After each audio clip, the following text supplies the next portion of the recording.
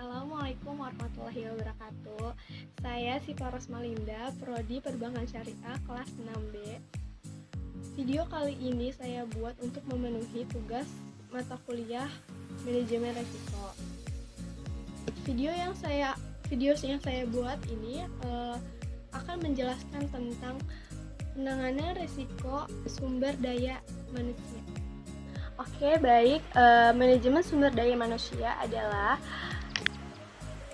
suatu perencanaan atau pengorganisasian, pengarahan, pengawasan atas pengadaan atau juga pengembangan, kompensasi, bisa juga pengintegrasian, pemeliharaan, dan pemutusan hubungan kerja dengan bermaksud mencapai tujuan organisasi perusahaan yang terpadu.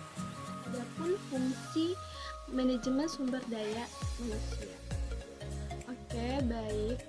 Untuk fungsi yang pertama manajemen ya. Yang manajemen itu fungsinya ada perencanaan, pengorganisasian, pengarahan, pengorganisasian, atau bisa juga dengan pengawasan. Lalu juga ada fungsi operasional. Yang pertama ada fungsi pengadaan. Lalu ada pengembangan, pemberian kompensasi, atau fungsi fungsi integrasi atau fungsi pemeliharaan. Ketiga juga melindungi manusia yang bekerja dalam sebuah institusi maupun lokasi proyek. Tujuan K3 untuk memelihara kesehatan dan keselamatan lingkungan kerja. Ketiga juga ada juga di sini yang undang-undang yang mengatur K3, yaitu yang pertama Undang-Undang Nomor 1 Tahun 1970 tentang Keselamatan Kerja. Undang-undang ini mengatur dengan menjelaskan tentang kewajiban pimpinan tempat kerja dan pekerja dalam melaksanakan keselamatan bekerja atau kerja.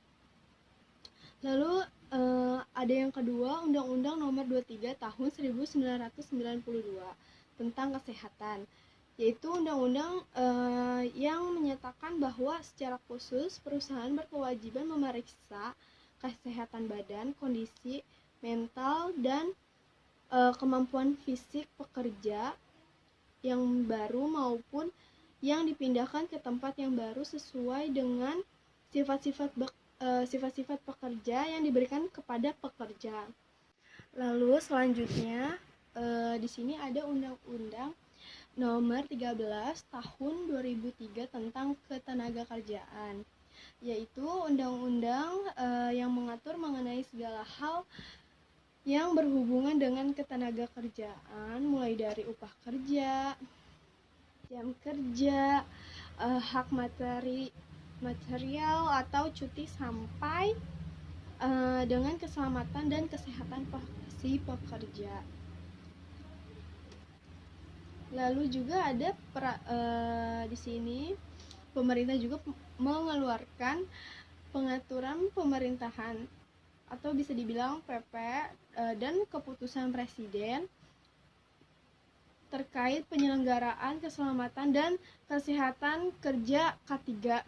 Di antaranya yang pertama mengatur Pemerintahan Republik Indonesia Nomor 11 Tahun 1979 tentang keselamatan kerja pada pemurnian dan pengolahan minyak bumi atau gas bumi. Lalu yang kedua adalah pengaturan Pemerintah Nomor 7 Tahun 1973, itu tentang pengawasan atas peredaran, penyimpanan, dan penggunaan pestisida. Lalu di sini ada Pengaturan Pemerintah Nomor 13 Tahun 1973, itu tentang pengaturan dan pengawasan keselamatan kerja di bidang pertambangan. Lalu juga di sini ada keputusan Presiden nomor 22 tahun 1993 tentang penyakit yang ditimbulkan akibat hubungan kerja. Oke, baik. Lalu di sini ada beberapa sebab yang kemungkinan terjadi jika kecelakaan atau gangguan kesehatan itu kesehatan pegawai terganggu. Di antaranya adalah yang pertama itu keadaan tempat lingkungan. Lalu yang kedua ada pengaturan udara. Yang ketiga ada penerangan. Yang keempat pemakaian peralatan. Yang kelima adalah kondisi fisik dan mental. Oke, baik.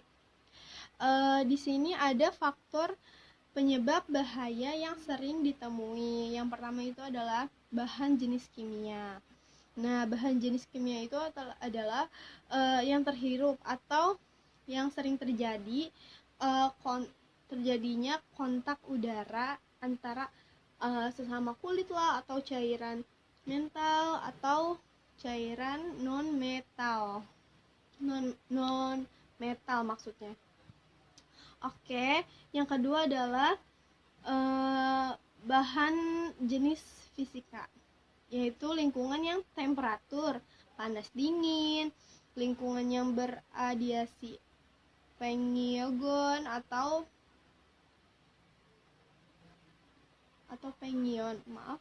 pengion atau bising, vibrasi dan tekanan udara yang tidak normal. Oke, baik. Di sini saya akan menjelaskan bagaimana penanganan resiko terhadap manajemen sumber daya manusia. Oke. Yang pertama itu memiliki manajemen yang kuat. Lalu yang kedua adalah menyiapkan SDM yang sukses. Yang ketiga adalah melarang para eksekutif bekerja rangkap. Yang keempat adalah sistem intensif atau penghargaan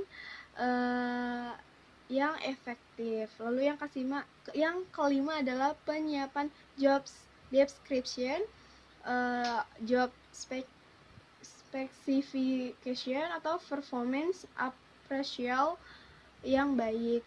Lalu yang keenam adalah komunikasi yang efektif antara pemimpin dan bawahan. Yang ketujuh adalah pelayanan kesehatan dan sistem kerja yang memadai. Terima kasih yang sudah mengikuti dari awal sampai habis. Kurang lebihnya mohon maaf. Ada salah-salah kata maupun yang disengaja dan tidak. Kurang lebihnya mohon maaf. Wabillahi taufiq wal hidayah. Assalamualaikum warahmatullahi wabarakatuh.